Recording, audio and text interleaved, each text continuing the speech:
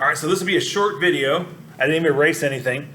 I want to look at this table again with you and discuss what we just talked about here. When E0 for a cell is positive, or E for any process is positive, that's a spontaneous process. When it's negative, obviously it's not spontaneous. I didn't really say that before, but I figured everybody would get there. In the table in your book, it starts out at high positive potentials.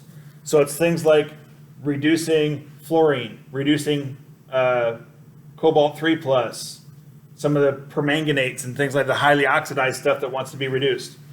Those are highly positive potentials. That means these things reduce when there aren't electrons around. They will scavenge any electron they can get. They'll steal them from anything, just about. Now that desire to be reduced decreases as you move down the table. Get down to close to the bottom of the first page here. Well, the bottom one is lead 2 becoming lead as a solid. That happens at minus 0.12 volts. So lead has a slight desire to be an ion instead of a metal, because we flip to a negative potential.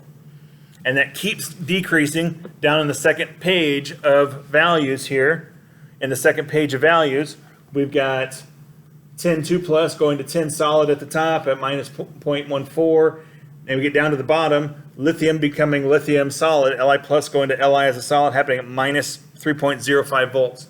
Lithium hates to be in its metallic form.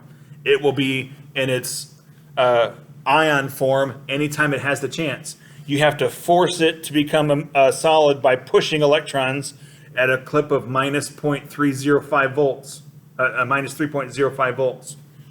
Okay, so those potentials are on a table like this. They're set up in kind of layers of how badly do you want to be in the reduced form or the oxidized form.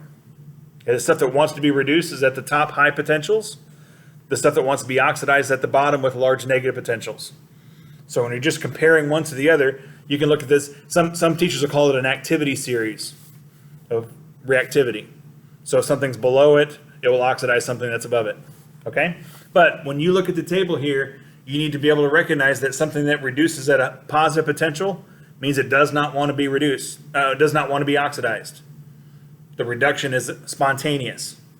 When stuff is on the negative side of the table, that means that it's not spontaneous for it to be reduced. It doesn't mean that it can't participate in a spontaneous reaction, because we did this one in our last video.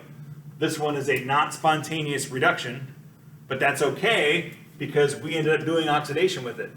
We flipped the equation and therefore had to flip the sign as part of our equation. We plugged them in to figure out our final answer. Okay?